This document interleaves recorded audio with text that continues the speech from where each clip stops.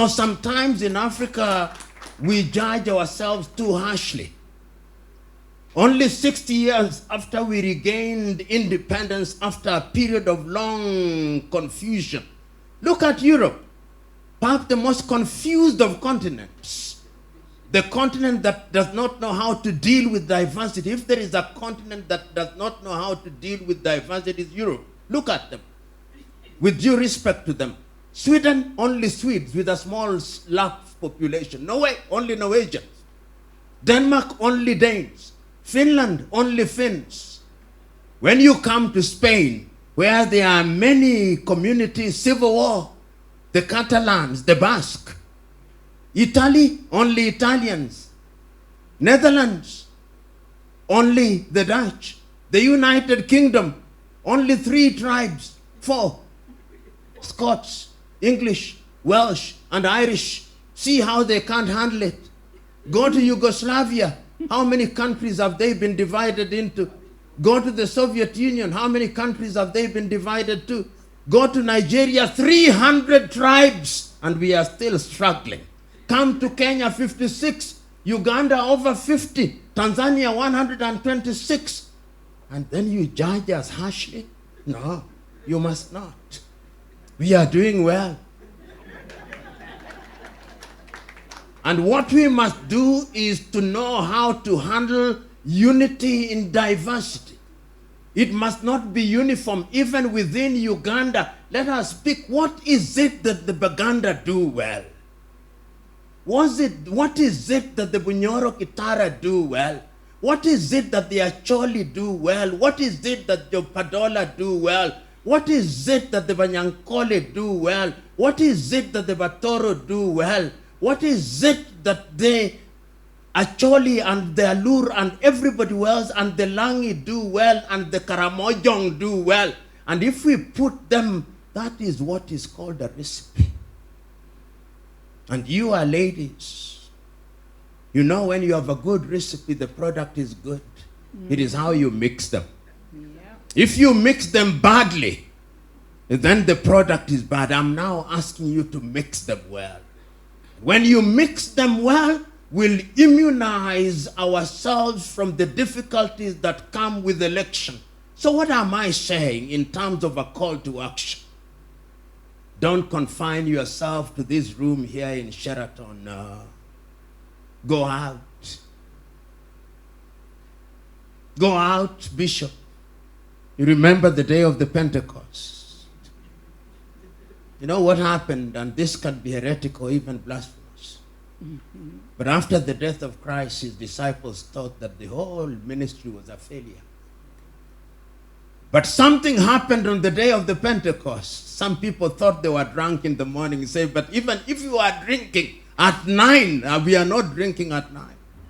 Then they started speaking in tongues. 2,000 years later, how many people live on the Jesus industry? The Prophet Muhammad, now that we have the Imam here, the Prophet Muhammad, after the Rashidin, Omar, Uthman, Ali, and Abu Bakr, after that, what happened to the Muslim Ummah? Fitna. There were wars which still exist today. I'm being spiritual because we must also be spiritual. And the Prophet Muhammad, according to the Hadith, says that there shall be 73 sects in Islam today, and only one will be the right. And in Matthew 24:24, it says that there shall be many Christs. They shall work wonders that they would deceive even the very elect. You are the very elect. Don't be deceived. You are the ones who are properly enlightened. Don't be deceived. You owe it to Uganda. Therefore, today, this is your day of the Pentecost. And there are 3 spirits that I want to possess you today. The spirit of truth must possess you. The spirit of values must possess you. The spirit of virtues must possess you. And I've thought of another spirit, The spirit of courage must possess you. And I've thought of another spirit. The spirit of humility must possess you. And I have thought of another one. The spirit of selflessness must possess you. Once you are possessed of those spirits, go out into Gulu and say, talk about it.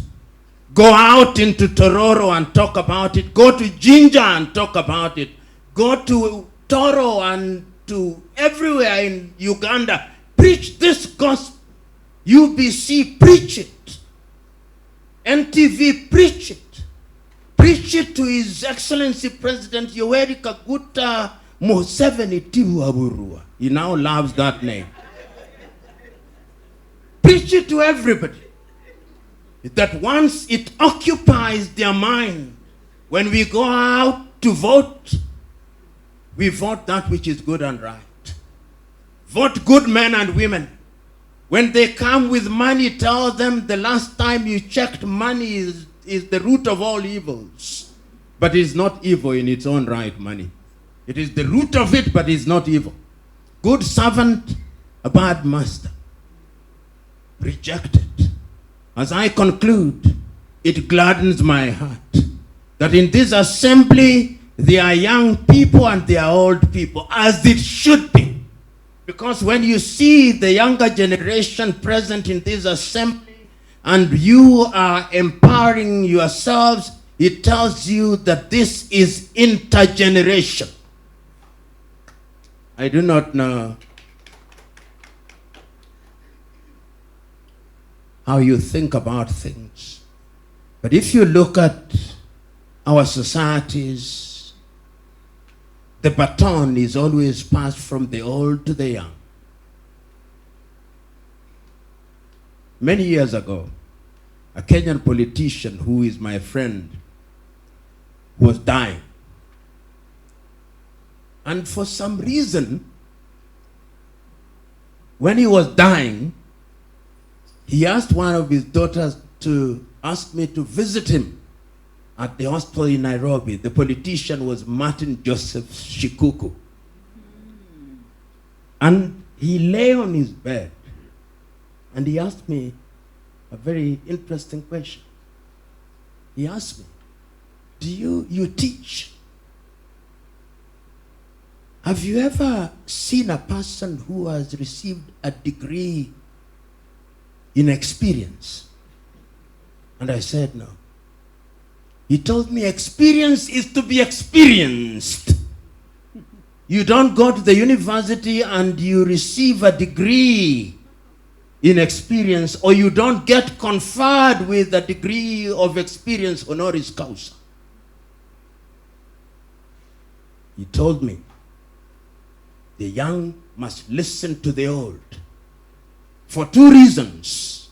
Over the years, we have accumulated knowledge which enables and allows us to tell you the paths to take and the paths not to take, to avoid the landmines that we stepped on so that your journey to success may be shorter. I thought that was wisdom. Today, the younger generation who are here, I'm asking you to remember that the old people here are good because they will show you the paths that ought to be followed. And humility will allow you to have a teachable spirit. So my fellow Ugandans in the Situation Room, it shall be well with you. It shall be well with you because you are meeting here for a good thing. It shall be well with you because well-intentioned messages cannot go unnoticed. It shall be well with you because it is in the interest of the Republic of Uganda, as it is in the interest of the continent of Africa, that we put our act together. It shall be well with you because history is still consistent in telling us that those who seek in truth and dedication never fail to find. Difficulties will exist, but it's through overcoming them that we grow stronger. It shall be well with you because you mean well, and it must be well with all of us. Let me do what wisdom demands. Stop. God bless you.